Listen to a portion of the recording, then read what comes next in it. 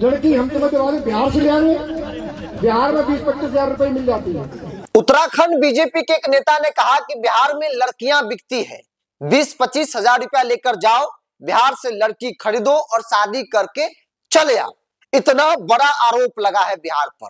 बिहार और बिहारी महिलाओं को गाली दिया गया है, तो दूसरी ओर बिहार के नेता चुपचाप मुंह देख रहे हैं, कोई कुछ बोलने की स्थिति में नहीं है।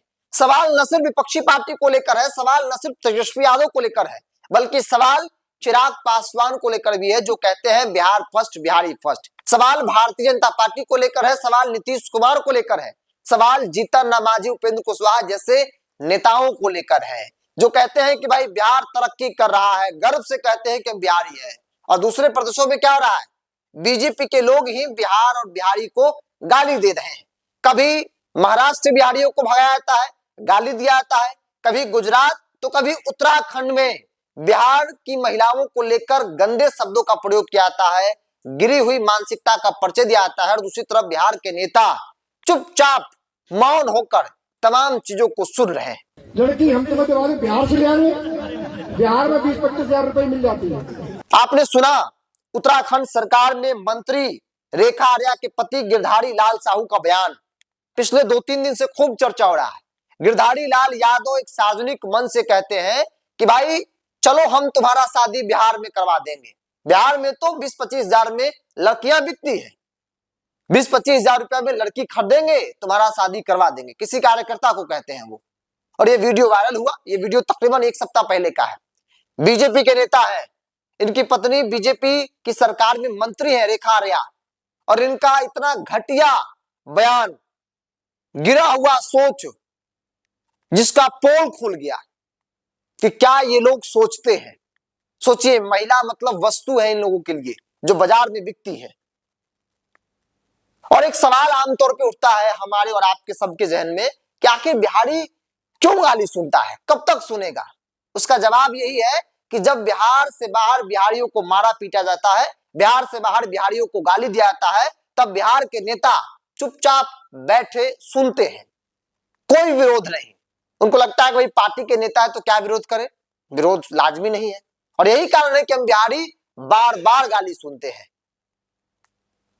कल संजय सरावगी से पूछा गया, बीजेपी के प्रदेश अध्यक्ष हैं, कि आपके पार्टी के ही नेता है, वो बिहार की महिलाओं को लेकर इस तरह के शब्दों का प्रयोग कर रहे हैं। संजय सरावगी कहते हैं कि चलिए चलिए ड्राइवर को बढ़ाओ गाड़ी आगे बढ़ाओ। जवाब हमको नहीं देना है। सोचिए, चिराग पासवान केंद्रीय मंत्री है, उनका स्लोगन है बिहार फर्स्ट, बिहारी फर्स्ट। चिराग जी कम से कम बोलिए तो, बिहारी की बात है। आप ही कहते हैं ना कि बिहार फर्स्ट, बिहारी फर्स्ट, यही मेरा विजन है कि एक दिन बिहार फर्स्ट, बिहारी फर्स्ट करे। तो आज जब बिहारियों को गाली दिया जा रहा है, आप चुप क्यों हैं? आप तो कभी ऐसे चुप नहीं रहते हैं, क्यों चुप हैं? दबाव है, क्या है? कैसे बिहार फर्स्ट, बिहारी फर्स्ट करेगा? जब बिहारियों को गाली दिया जाएगा, बिहारियों के मान सम्मान को ठेस पहुंचाया जाएगा, जब कहा जाएगा कि बिहार में लड़कियां बिकती है, ये गाली, और ये गाली किसी एक व्यक्ति को नहीं दिया गया है, हर एक बिहारी को गाली दिया गया है, जिसमें चिराग पासवान भी है, हम भी हैं, संजय सरावगी भी है, तेजस्वी यादव भी है।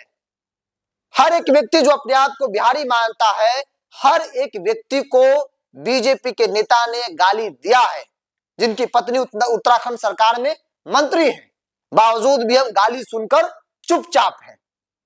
हम जैसे लोग चिल्ला रहे हैं दिन रात कि इसका विरोध होना चाहिए।